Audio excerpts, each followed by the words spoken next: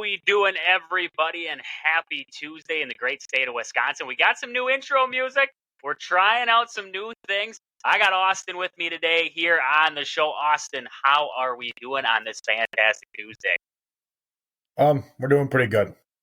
That's about all I got. We're doing pretty good. We're doing pretty good.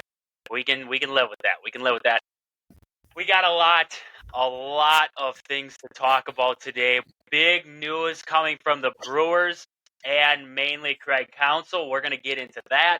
We're going to be talking about the Bucks' big win last night there over the Brooklyn Nets. Also, the Badgers opened up their season there. We're going to be talking a little bit of men's college basketball there with the Badgers, talking about their win over Arkansas State. And then we're going to be looking at the college football landscape there, the scoreboard from this last weekend, and see how we did with our picks there. So right away, we're going to jump into the Bucks. The Bucks got the big win last night, 129 to 125 over the Nets.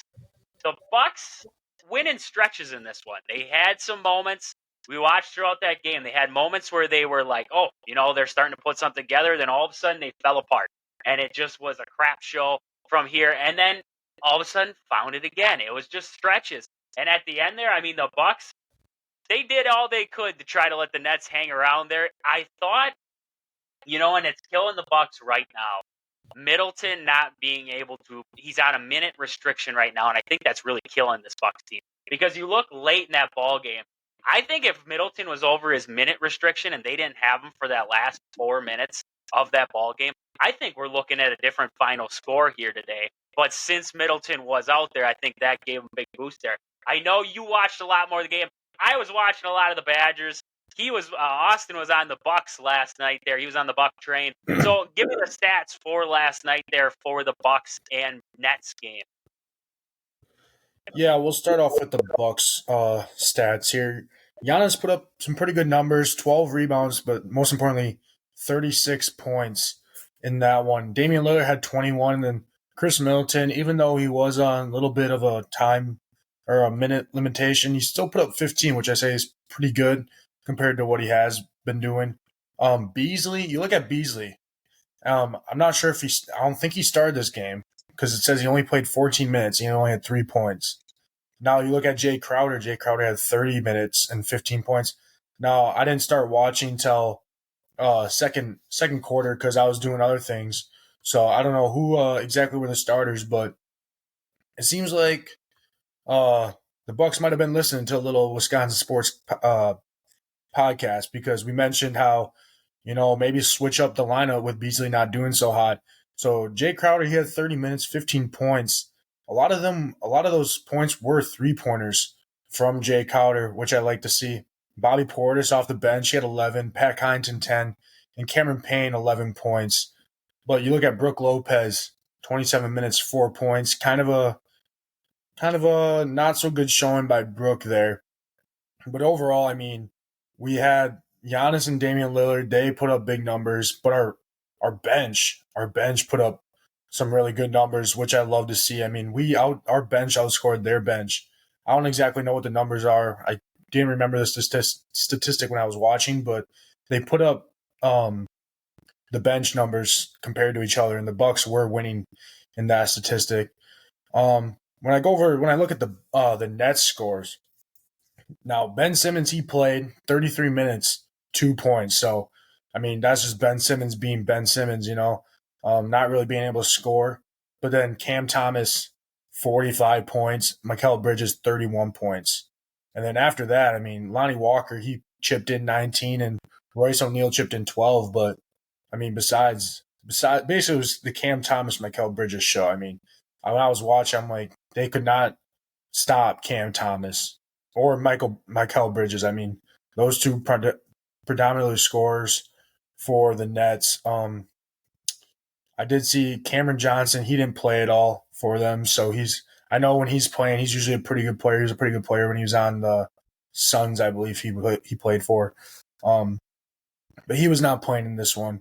And yeah, like you said, it was just a game of runs. I remember in the third quarter, Bucks, they were on a I should say the Nets were on a losing or they were not scoring for a long time there, and Bucks were just taking advantage of that, ended up taking the lead. And then when the fourth quarter came around, it was kind of a reverse. I mean, the Nets went on a 10-0 scoring run, and things weren't looking good for the Bucks, but they were able to stick around for the most part, and then ended up taking the lead. And then towards the end, I mean, Damian Lillard got fouled, Jay Crowder got fouled, made free throws when they had to. Well, I did see guarding Giannis. Ben Simmons was on Giannis for pretty much the entire time those two were in with each other. I mean, I don't think Ben Simmons really did that much because Giannis had 36 points. So I don't know. I think for the Nets, having Ben Simmons out there almost hurt them in a way because, I mean, Ben Simmons did have 15 rebounds for them when you look at that. But, I mean, I'd rather have more points than rebounds at some point. And considering he only had 2 points, but when guarding Giannis, he gave up 36. I mean, that's not going to cut it. But overall, good game for the Bucks. A huge win for the Bucks. They move on to 4-2 against the Brooklyn Nets there.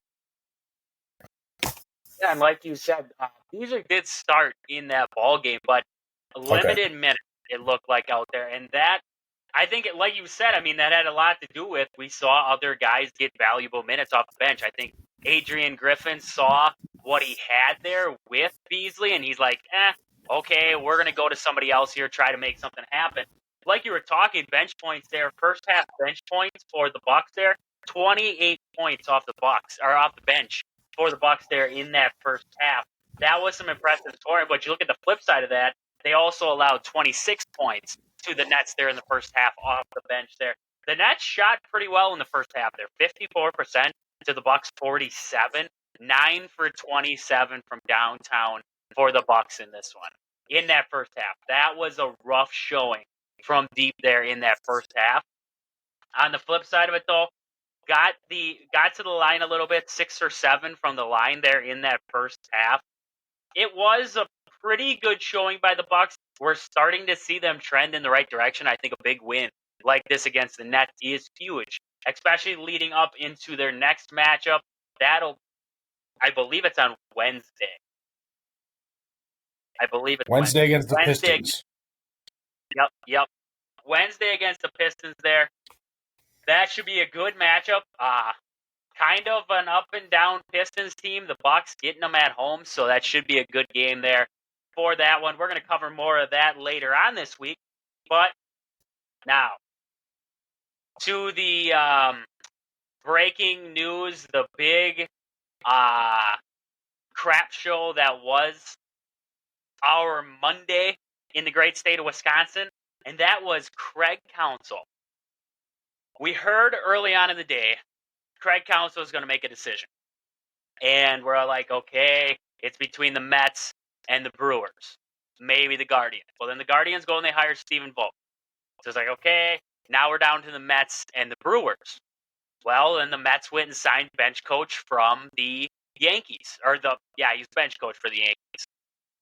Okay, so then everybody's sitting there and we're thinking, okay, and we crossed our T's, we dotted our I's. Here we are. We have the Brewers. They're the ones left. Reportedly, it was reported that the Brewers had a big multi-year offer on the table for Craig Counsell. Multi-year would make him the highest paid manager in all of baseball.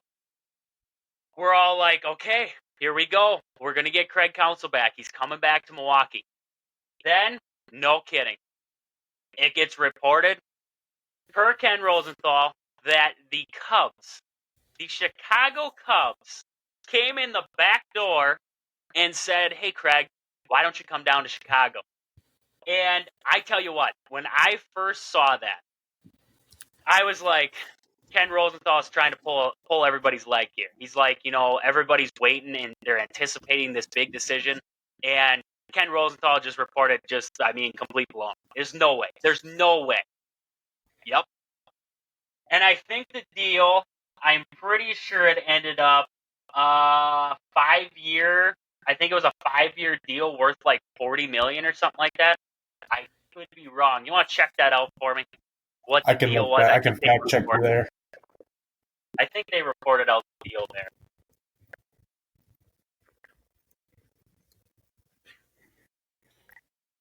Let me see here.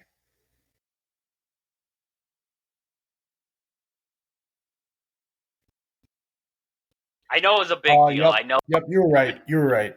5-year, $40 million. Yep. so. The He Cubs. gets Yep. 5 years, 40 mil, and Yep. everybody looks at that and say, "What the heck? Why were the Cubs so invested in that? They had David Ross.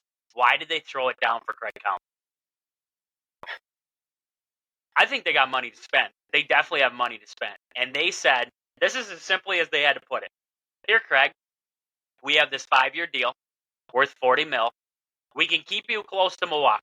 Chicago isn't far from Milwaukee there. He doesn't have that big of a commute to get down there. He's still close to his family and everything in between.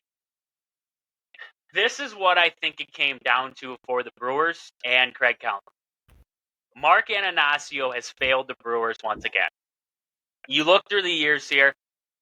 What has Craig Counsell sacrificed for the Brewers? Everybody can blame Craig Counsell as much as they want. They can say Craig Counsell can't manage in the playoffs. He does this wrong. He does this wrong. Guess what? You look at this team last year for the Brewers, I wouldn't have been surprised if that team didn't make the playoffs. They, on offense, were atrocious. Terrible. Just hands down ridiculous. Why? Why has this been the common trend? We don't spend money. We don't take a leap. We don't put ourselves out there. I love the thing where they say small market team. We're a small market team. Okay, we can be a small market team, but we're a small market team that seems even smaller than everyone else. We play smaller than what small market even is. Because right now, we don't sign rookies to long-term deals. We haven't. I mean, look at how many rookies we got on the roster right now. Have you heard a single one of them guys getting a long-term deal? I haven't. You look at William Contreras. Are we extending him yet? Nope. Mark Canha had an option on his contract, $11.4 million for a guy who dang near hit 300 for us in the second half last season. Loved playing in Milwaukee. What did we do? Sent him to Detroit. Traded him away. Okay. You know what I think? I think Mark Canha was the final domino to fall. When Mark Ananasio, Matt Arnold said, we're trading Mark Canha away, Craig Counsell's like, we can't even afford $11.4 million for a proven guy. I'm out. I'm done. This is it. You look at this Brewers team, and I mean, David Stearns was the start of it. David Stearns built the Brewers up to what they are, what we see on the field. Christian Yelich, Lorenzo Cain for a while there. He brought in Mike Moustakas. He got, guys in the system like Josh Hader, for instance, there. You had some dominant guys. David Stearns built this team up. And then all of a sudden, he makes the stupidest move that has ever been made in a Major League Baseball. In a pennant race, we trade away Josh Hader. David Stearns, who built the team, who has in his best interest what is best for the team, he trades away the all-star closer. That's bullhook. Don't even come at me with that. That is bullhook. Mark Ananasio then comes out and says, oh, that was David's decision. It was his decision. No, it wasn't. It was so far from David's decision, it's not even funny. It was your decision because you did not want to spend money on Josh Hader to keep him in Milwaukee. So you said, David, find us a deal right now. And that's what he did because that was his job.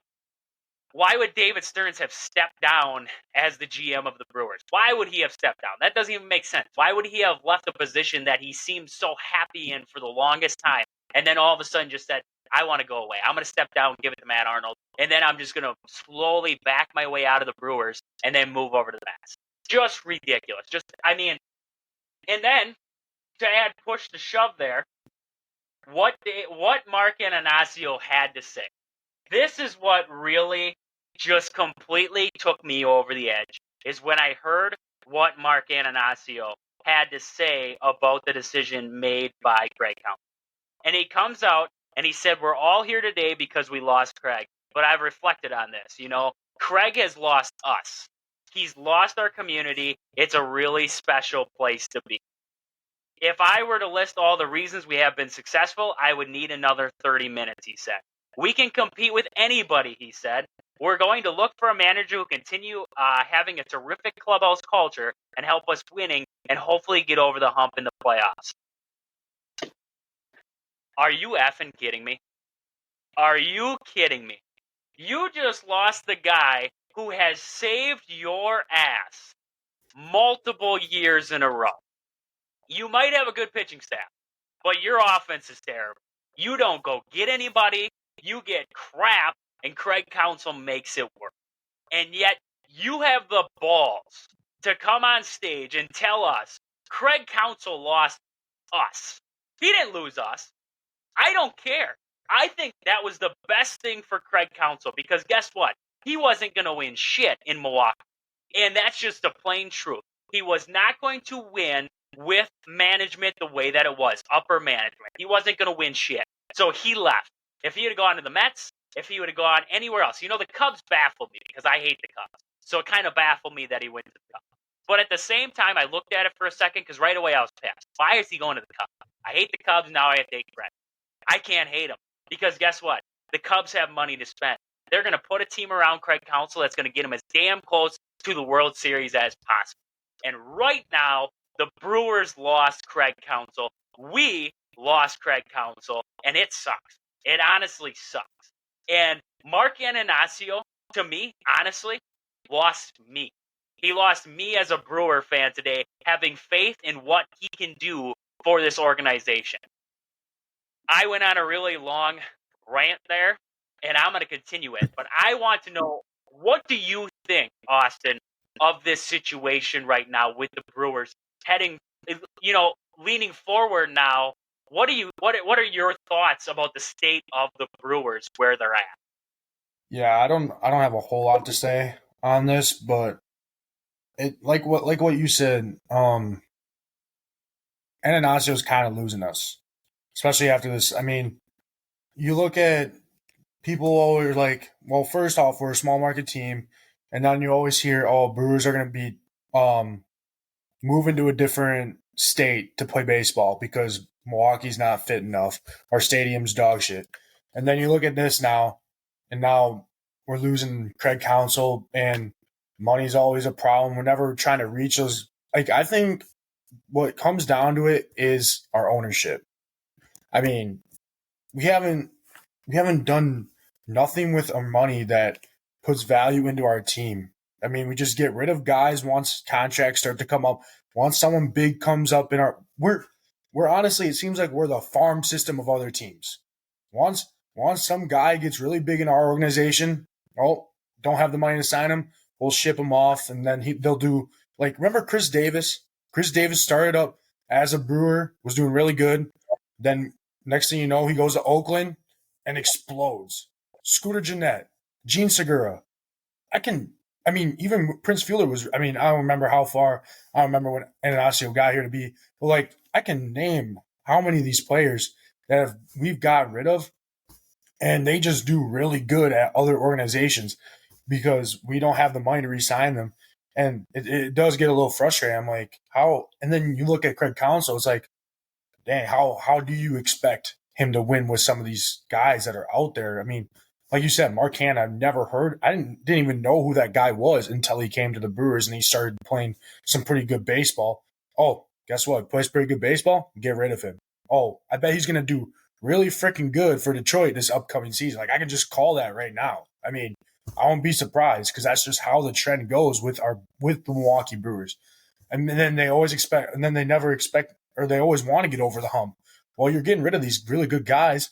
I don't know how you expect to get over the hump because you get rid of these guys, you get rid of these good guys, and now you're getting rid of a really, really, I'd say probably one of the best managers the Brewers have had, and who knows when. I mean, the amount of how much stuff he's gone through to get us to where the Brewers used to be. I mean, we didn't make the playoffs since the Jonathan Lucroy, Prince Fielder, Ryan Braun days, and then we were kind of down in the dumpsters. And then, Craig Counsell comes in and turns nothing into something.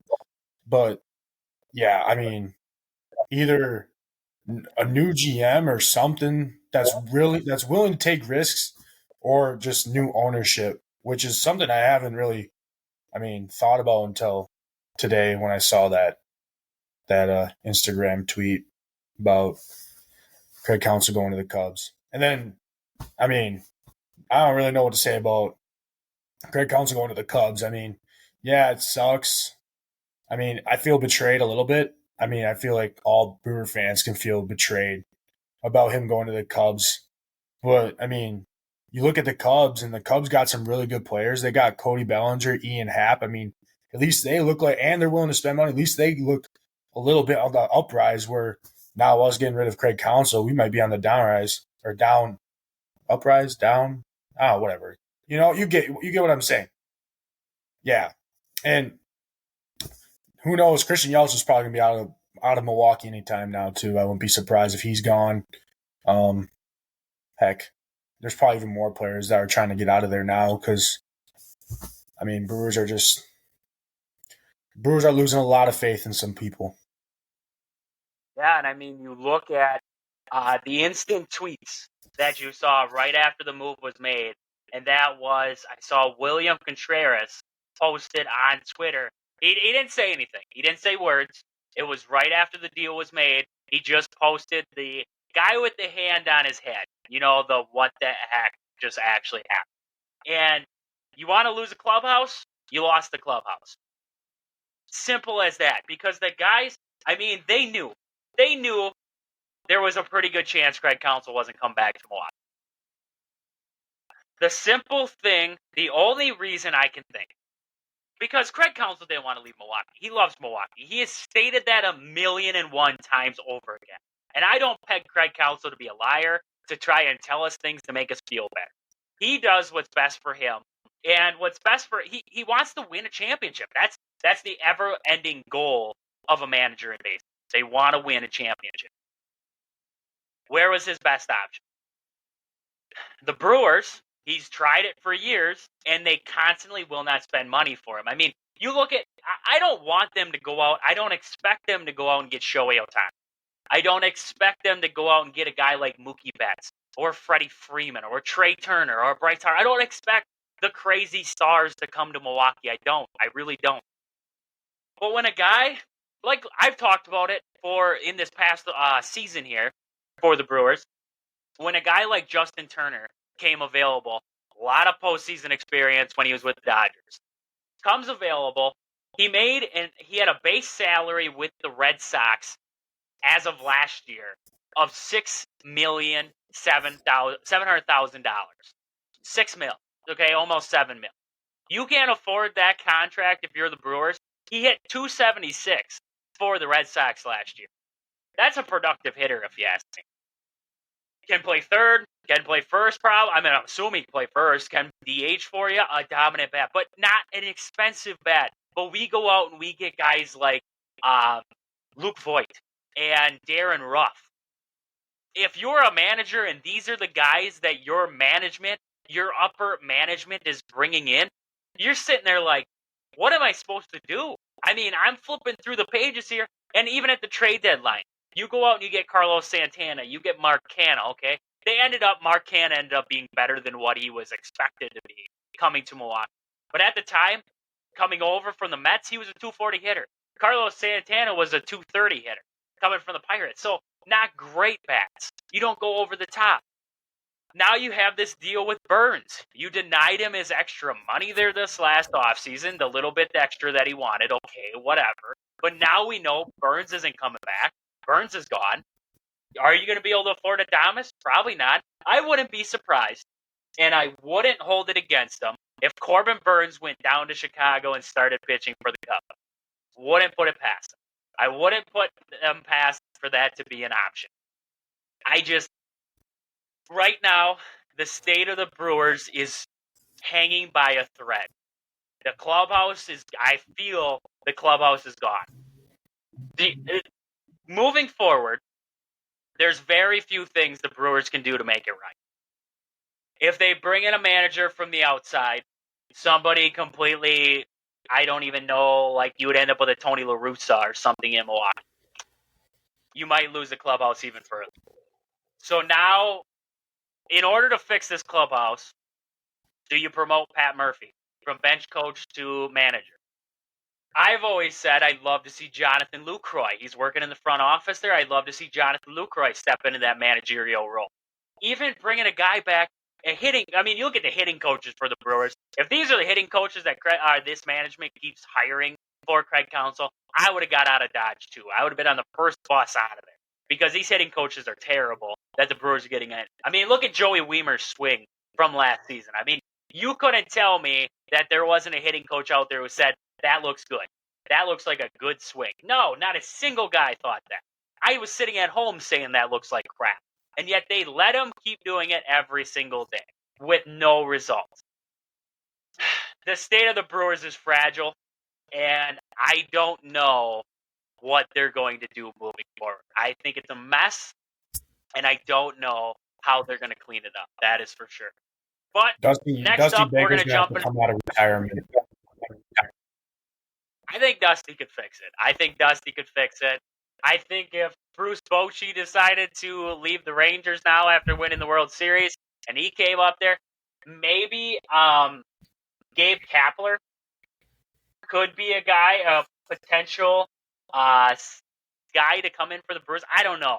It is going to be, I can only imagine. You guys thought that Craig Counsell, I love the people that hated on Craig Counsell because just wait.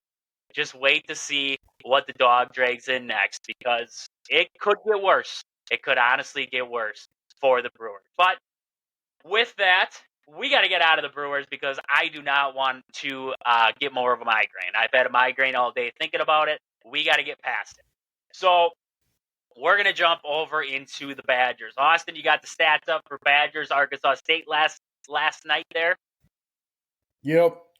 Badgers won this 105-76, a big win for the Badgers. I'm going to jump over to Austin there to cover the stats for this one, the key stats. Yeah, we'll start off with the Badgers here.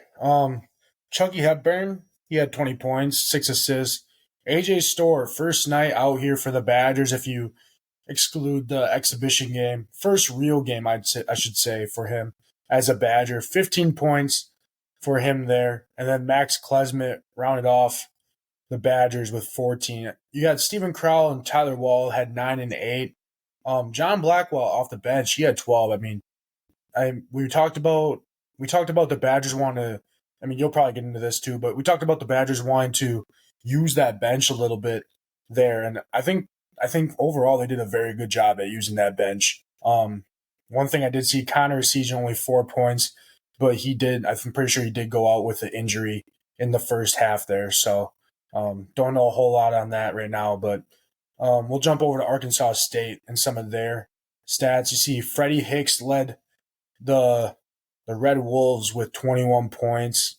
Caleb Fields with 17 points, and then DeAndre Dominguez with 14 points. But besides those three guys, I mean, a whole lot of nothing coming from Arkansas State. When we take a look at the stats for the team, the Badgers shot, I'd say a pretty good 65% field goal percentage compared to Arkansas State's 40%. And then, we talked about the three-pointers, how we wanted them to get going good on the three-pointers. And, I'd say 6 for 12, only shooting 12 three-pointers and scoring 105 points. That's actually kind of crazy when I think about that. 50% three-pointers, and Arkansas State, they shot 21 three-pointers and only made 4, so they were only 19%. But when I take a look at that stat, only making 6 three-pointers and scoring 105, I'd say that's good business for the Badgers right there. Total offensive rebounds was pretty even. Badgers had 38. Arkansas State had 36. Turnovers, Badgers had 13. Arkansas State 17. We're used to a little bit more of a not so much turnover game by Wisconsin, but first game, so definitely work to improve on there. But overall, 105-76. If you said Badgers were going to score 105 in any of these games, I would probably said no. In our pregame predictions, I predicted it would have been like 80 something. Like I said, I can't remember exactly what I said. I said 80 something to 70 something. I was good on the 70 something, but I was not thinking 105 for the Badgers. No, definitely not. And it was actually interesting stat. That was the most points scored at the Kohl Center there. The previous record holder, if you had to guess, it wasn't Wisconsin who held the previous scoring record at the Kohl Center. Who would you guess? It's a blue blood. It's a top team in the country. I Who was would going to you guess guess? Duke. Not Duke. And in this game, they weren't playing Wisconsin. It was in the NCAA tournament when this happened. Really? Kentucky. We're getting there. North You got one more Carolina. guess. Nope, we're out. It was Kansas. The Kansas Jayhawks beat Oregon in the 2002 NCAA tournament. Now, actually, the Kohl Center was a host site for it. They won that game 104-86. So Wisconsin technically did not hold the highest scoring record in their own building until last night when they scored 105 points. So I thought that was pretty cool to see. I mean, I didn't hear that stat until last night when I checked out the score there. But the last time Wisconsin scored at least 100 points in the season opener was actually in 1993 against UW-Milwaukee. So it's been a couple years since they actually scored that much. The last time they scored at least 100 points was in the 2018-2019 season. That was against Savannah State, 101-60 finish there. The 56-point first half matched or surpassed UW's overall point total in 7 games last season. Wow. That shows you that the offense is clicking a little bit better than it was last year. But like you said, it was a high. We did like you said. If they would have told me Wisconsin was going to score 105 points, I would have jumped for the moon because I haven't seen a Wisconsin offense score 105 points in a long time. So impressive showing by the offense, and it was. I mean, it started early by AJ Storr. He was impressive in this one. What's most impressive about AJ Storr is his mid-range game. It's not downtown. He can score it at the rim. I'm not saying he can't, but that turnaround jumper that AJ Storr possesses is quite lethal, and that was pretty cool to see by him there. The Badgers were tested in this one by that running game for Arkansas State. They love to get out there and run, and the Badgers kind of counteracted that by putting on they put on an initial full-court press against them, would just pressure the inbounds pass, and then they'd bail out right away. Try to slow them down a little bit, try to get them out of sorts there. I thought that was great to see. Chucky has a big game for the Badgers there, went for 20 there, Klesmit with 14, and Storr with 15, like you said. Big games. I thought the most impressive thing to see was John Blackwell off the bench there. 3 for 3 from the floor, 1 for 1 from downtown, and he got to the line there 7 times. Impressive showing by Blackwell. That just shows the depth of what Wisconsin is going to have. The first guy off the bench for Wisconsin was Nolan Winter there for Stephen Crowell, and it was impressive to see Nolan Winter there in the post. He's not afraid. You look at some freshmen coming in, they're going to be hesitant trying to bang bodies down there, trying to take advantage of size and everything like that. Nolan Winter didn't back down. He gave him everything he had there right away. 3 for 3 from the floor, like you said. An impressive showing from Winter. I still think with Stephen Crowell, he needs to get a little bit more aggressive on some plays. It seems like he goes to that hook shot too much. He tries to fade away. He doesn't get aggressive in the post, and I think that's going to be a big thing that the Badgers need to work out with Stephen Crowell there, especially when you get in the Big Ten play with your guys like Zach Edey who are going to eat on him. They got to be able to bang bodies with Edey and get him into foul trouble there. Going along with that, I thought Tyler Wall was impressive in this game. Tyler Wall kind of looked like he was getting back to the Tyler Wall that we remember. Last year, after the injury, didn't seem like the same Tyler Wall for the rest of that year. Still seemed like he was kind of favoring that leg, wasn't truly back. In this one, finishing around the rim, he looked better in this one. I thought that was a great sign for Tyler Wall. Badgers got to the line a lot in this one. Like you said, 30 shots from the line, 21 for 30 from the free throw line. And the most impressive stat, 105 points, but only 6 3-pointers were made in this one. So a lot of shots in the paint for the Badgers, a lot of shots at the line. 21 points come from the line there. They did impressive work in the paint there. Connor Essegian injured early in this ball game. He was seen by the tunnel riding on the bike. They said leading up into halftime, I would assume he was riding the bike pretty heavily, they said. He was really pumping it. So I would assume Connor Essegian's okay. I just think they held him out of this game because it was Arkansas State. You have Tennessee coming up on Friday. You want to avoid hurting him any more than what he was. So you kind of take the hesitant route in this one and just leave him out of the game. Fouls were a problem for Wisconsin in this one, though. 24 fouls in total there. Crowell and Wall both with 4. Reffing was kind of iffy at times in this one. I didn't think it was the greatest performance by the refs in this ball game, but the Badgers did hack a little bit. They weren't being disciplined out there on the court. You'll get that with these first game jitters. You want to have a lot of blocks. You want to pad the stats there in the block column. But Badgers need to be a lot smarter because Tennessee will make them pay, especially if you get guys like Wall, Crowell, and foul trouble. You got to go to the bench. You don't want to have to utilize the bench that much, especially against a team like Tennessee. So hopefully we get out of that realm and we can get back to playing some Wisconsin basketball, avoiding the fouls, avoiding turnovers. 14 turnovers in this ball game for the Badgers there. So it was kind of, it's the first game of the season, kind of getting your feet wet. Arkansas State wasn't a bad team. They pressured Wisconsin. They gave Wisconsin all that they had, and Wisconsin played a pretty good ball game. I thought it was a pretty good ball game all around. Fouls is what really got Wisconsin in trouble. They gave up 33 free throw attempts to Arkansas State there, 24 makes for Arkansas State.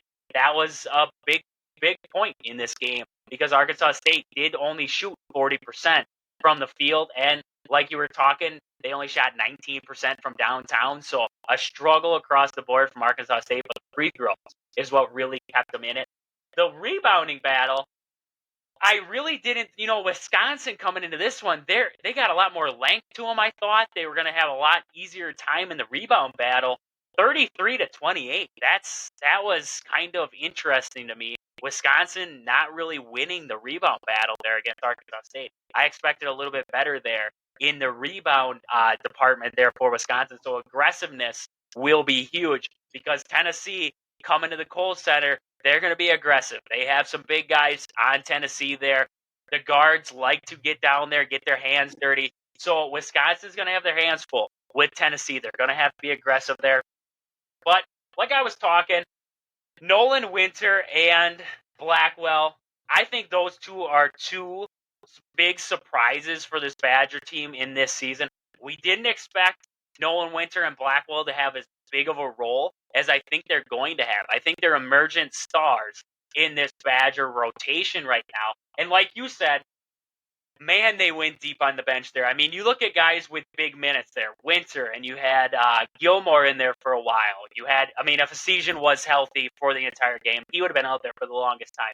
Isaac Lindsley, Kamari McGee, Blackwell, all played big minutes for the Badgers there. And I think that's great to see, is that when the Badgers go to the bench, it doesn't seem like they're going to lose options for scoring. I think their scoring options will still be available. And I think that is going to be good news for the Badgers in this season because last year, you look at the Badgers, they went away from the starting 5. It was a struggle to score the basketball. Now going into this season here with the depth on the bench with a lot of the freshmen and returning guys, I think that's going to be some great news for the Badgers there. Badgers came to play. They showed it on the offensive end, and the defense just needs some fine tuning and avoid fouls here moving forward, and I think the Badgers will be A-okay. But like we said, Badgers got the 105-76 win over Arkansas State, so a big win, a good start to a young season for the Badgers there. But with that, we got to jump over into the college football top 25 scoreboard from last week. Austin, I'm going to go through these, and you tell me anything you want about them. Tell me if it surprised you, the scores there. Tell me your surprising games, anything like that as we go through them here. So, Ohio State, number 1 Ohio State, got the win over Rutgers, but it wasn't, if you look at the final score, 35-16, it looks like Ohio State had that game in hand, but in all reality, Rutgers was up 9-7 at the half. Rutgers was in this game up until the end. I mean, Rutgers played a pretty good game against Ohio State. It took a pick six. Ohio State had a massive pick six there in the third quarter. That helped get Ohio State back into this one. But I look at Kyle McCord and another interception in this game against Wisconsin, 3 interceptions. I don't trust Kyle McCord in that quarterback spot for Ohio State. Next up, we had number 12, Missouri, taking on number 2, Georgia. Georgia got their big statement win, a 30-21 win against Missouri there. Georgia was on the ropes. I mean, Missouri had them there for a bit. They were holding them, and I thought this game was going to come down to the wire, and it did. Georgia pulls it off. Michigan, again, murders Purdue, 41-13. Florida State with the win, 24-7 over Pitt. Washington got the win over USC, a battle of zero defense there against USC, 52-42. Man, that is a stupid score right there. Yeah, I look at that, I'm like, at some point, you saw Cale Williams crying at the end of the game there. At some point, you do got to feel bad for the guy. I mean, their defense is just terrible. I mean, I was looking at some of their scores from the past few games. I mean, you look and they gave up 40. Their defense gives up 41 to Colorado, 41 to Arizona. I mean, they did better against Notre Dame. Oh no, they gave up 48 to Notre Dame, 34 to Utah, 49 to California, now 42 to Washington. That's a lot of scores. That's a lot of high scores right there. And I'm like, I mean, Caleb Williams, he's good, but I don't know how you expect a man to score, 50 points a game and then not, I feel bad for the guy. I mean, yeah, you want to talk about he was the previous Heisman, but you can only produce so many points in a game. And at that point, when you're scoring that high points, whoever has the ball last is going to win pretty much. And it looks like they never have the ball last. Their defense just has to get better for USC. Honestly, though, I can't feel bad for him because I think he's kind of a dink at times. You listen to him talk and his demands, like he said, whatever team drafts me, I want to have part ownership in that team, all this crap. I'm like, dude, you're not even in the league yet. You're not up to the caliber of Patrick Mahomes yet. Not even Joe Burrow, not Justin Herbert. You're Caleb Williams right now. My worry with Caleb Williams, Johnny Manziel. Yeah. I look at him, I look at Johnny Manziel, I see the same guy.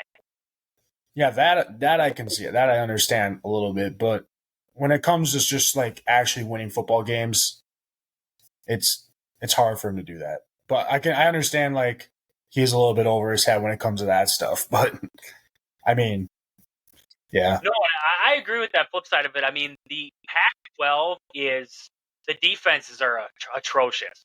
I mean, you look at these scores, USC against even Arizona. I mean, that game was a 50 or was it 40 something to 40 something? I mean, all these games are just completely like they're not blowouts, they're massive scoring games, offensive side games. Washington, USC, Oregon, all them teams coming to the Big Ten now. The Big Ten's got a lot of defense in it. It changes when you flip script there. You don't have these 52-42 games. You have, when Michigan blows out Purdue, you have a 41-13 game. But the defense is what holds these Big Ten teams in check. You play a team like Michigan, if you're USC, that defense is going to kill you. Washington takes out Michigan, that defense is going to kill you. I mean, you look at, it was a couple years ago, Oklahoma played. Did they play? I think they played Georgia in the college football playoff and just got completely dismantled, just ran over. Or you look at even last year. I mean, TCU against Georgia in the national championship. TCU finally found out what playing a real defense is like. The Big 12 doesn't really have great defenses. So that's where, defense is a struggle throughout these conferences, but that's because they don't focus on that. You look at a lot of their recruits, we're recruiting on one side of football, and that's the offensive side. That's the side we want to bolster. And it doesn't get any easier for USC. I mean, they play They play Oregon next week. Who's the next team? I mean, Oregon beat California 63-19 last week. So I mean, for USC, it doesn't get any easier for them. And then they play UCLA to end out their season. I mean, at this point, it looks like they're fighting to even make a. I mean, they'll make a bowl game. I mean, they're 7-3, but I mean, to make a decent bowl game, I mean, it's looking rough for them right now. But yeah, And honestly, if I had to pick the best Pac-12 team, Washington beat Oregon. Oregon's got the best defense of the three. Washington outscored Oregon in that game. That was the big difference because I think Oregon's got the best defense of all three of those top contenders there between Washington, USC, and Oregon. But we got, like you just said, Oregon got the win over Cal 63-19. Texas pulled off an overtime win against number 23 Kansas State 33-30. Alabama got the big win over LSU 42-28. A lot of that came after Daniels was hurt in that ball game. I think if Daniels was still out there, it might have changed. That score might have been a little bit closer. But Alabama played a great second half. We can't take, even if Daniels is out there, you can't take away what Ohio or what Alabama did in that second half. I thought they played a great second half there. They got the run game going. Passing game was fluent. It was all around a great game, a great football game there between Alabama and LSU. Moving down the slate, I think we picked this one. Oklahoma State over Oklahoma. I know I did. I think you did too. I think you had Oklahoma State too. I might have went Oklahoma. I don't know. I don't remember. But I probably picked the opposite of whatever you picked. I think I picked Oklahoma just because you went Oklahoma State. I'm like, well, I can't agree with him on this one. I got to go opposite. So I think I took the L because you wanted to take the dub. But hey, I'll give it to you on this one. Should have went with me. That's all I know. 27-24, Oklahoma State gets the win over Oklahoma there. Looking down here, Ole Miss gets the win over Texas A&M 38-35. Ole Miss sitting there at 8-1 yet. They're still holding on. I don't know what Ole Miss's schedule looks like yet. They do play Georgia coming up this next week, so that's going to be a big matchup for Ole Miss. See if they can stay 8-1. If they win that game, we might have to put a new respect on Ole Miss in that college football playoff ranking. Moving forward, though, Penn State, number 11 Penn State, gets the win over Maryland. I expected this game to be closer. 51-15 was the final there. Louisville got the win over Virginia Tech, 34-3. Clemson, we picked Clemson. I remember that. We for sure picked Clemson. Got the win over Notre Dame, 31-23. Dabo Swinney was livid after that. He was telling everybody they better be buying some stock in that Clemson team. Moving down the line here, Oregon State got the win over Colorado, 26-19. Tennessee with a big win over UConn, 59-3. Utah wins over Arizona State, 55-3. Arizona pulls off the upset against UCLA. I think we picked that one too, 27-10. Kansas with the 28-21 win over Iowa State. Tulane got the 13-10 win over East Carolina. That was a barn burner of a game right there. And Army pulls off the big upset. We did not see this one coming. 23-3, the upset over number 25 Air Force. So what do you got for your most surprising game or games of this last weekend? My most surprising game, I got to go with the Arizona over UCLA. Honestly, I don't think I picked that one. I was kind of shocked to see Arizona, but now that Arizona's got me, they got me looking at a very good Arizona team. I mean, I remember a few years ago, Arizona was down in the dumpsters, kind of like how Arizona State is right now. Fighting for 1 win, 2 wins. Arizona's kind of had a comeback. They're winning some pretty good games here. They just beat Washington State when they were ranked. They beat Oregon State last week. Now UCLA, they finished the year with Colorado, and then that Utah game they play, and then Arizona State. So, they're looking good to get their program in the right direction. I think that was a pretty huge win for them. But besides that, I mean, Oklahoma State over Oklahoma, you called it. Pretty sure I took the opposite of that, but I said, I don't know if I said it or not, but Oklahoma, I mean, they just lost to Kansas, so I mean, that could have been in the back of their mind right there. And so going into Oklahoma State, I mean, that's not an easy place to play, and Oklahoma State got the better of that one. Clemson over Notre Dame. Uh, I can't remember. I think you. I don't know if I went Clemson on this one, as with you or not, but I'm not entirely sure. And I think you were pumped up for Sam Hartman that big game. Yep. I remember that now. I think I did go Notre Dame, but huge win for Clemson. I mean, they go 5-4 now. They're looking at a bowl opportunity right there. So, besides that, all I'm saying is the Tulane Green Wave. Look out for that American team. You might see them at your local Cotton Bowl.